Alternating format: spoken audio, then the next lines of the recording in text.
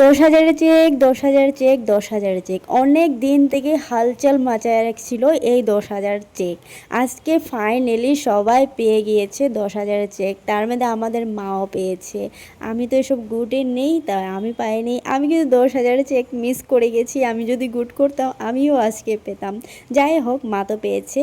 তো মা সকাল 5টায় উঠে রেডি হয়ে গেছে। আমি মার সঙ্গে সঙ্গে আজকে অনেক দিন পর 5টায় আমি ঘুম থেকে উঠেছি, যেহেতু মা রেডি হবে। আর যারা যারা আজ অবধি মেখলা চাদর পরেনি তারাও কিন্তু এই গুটের 10,000 চেকের জন্য মেখলা চাদর সবাই পরেছে। সবাইকে দেখে মনে হচ্ছে এক একজন কলেজের স্টুডেন্ট। দেখো, সবাইকে সেম ইউনিফর্ম মনে হচ্ছে, স্কুলের ইউনিফর্ম দেখে কিন্তু খুবই কিউট লাগছিল। আর আমার কিন্তু বহুতই ভালো লেগেছে, সবাইকে একরকম ড্রেস পরে পরে এইভাবে বার হচ্ছে। আমাদের গ্রামের থেকে 2 বাস ভর্তি হয়ে গিয়েছে। চিন্তা করো, এতদিন কিন্তু জানতামই না যে এত লোকে গুড খেলে। আর ওইখানে তো কত লাখ মানুষ হয়েছে জানি না, আমি তো দেখিনি। আমাদের তিনালিই তো ভর্তি হয়ে গেছে এতজনে গুড খেলে। সবাই কিন্তু 10,000 চেকের জন্য খুবই এক্সাইটমেন্ট, কবে পাবে কবে পাবে। আর আমিও সকাল থেকে খুবই এক্সাইটমেন্ট। আজকের দিনটা খুবই ভালো গিয়েছে, যেহেতু আজকে আমার মনের বার্থডেও, আজকে আবার অধিবেশনও আছে। আজকে মা আবার চেকও এনেছে, খুবই মজার ব্যাপার। আর এইগুলো হলো সকালের ফুটেজ।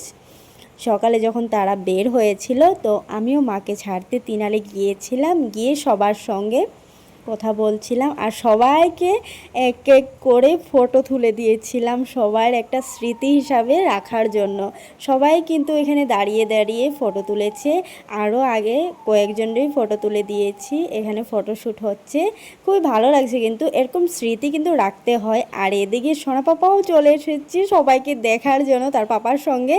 তো ওরেও কিন্তু আমি কখনো কুলে নিয়ে নেই, আজকে প্রথমবার নিয়েছি।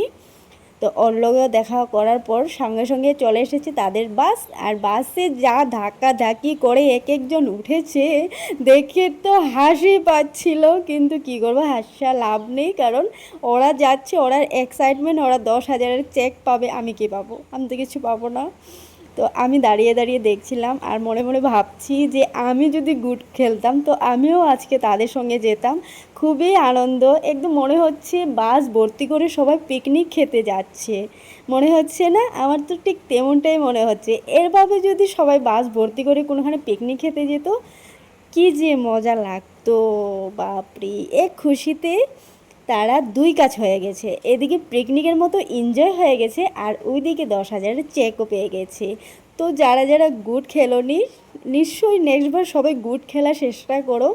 এভাবে কিন্তু সবাই 10,000 20,000 পেতে থাকবে। আমিও চেষ্টা করব, কারণ খুবই ভালো লাগছে দেখে। এদিকে সবাই বের হয়ে গেছে, একটা বাস পুরো ভর্তি, এই সেকেন্ড বাস এটাও পুরো ভর্তি। আর এসব দেখে আমি মন খারাপ করে চলে এসেছি ঘরে। So tata.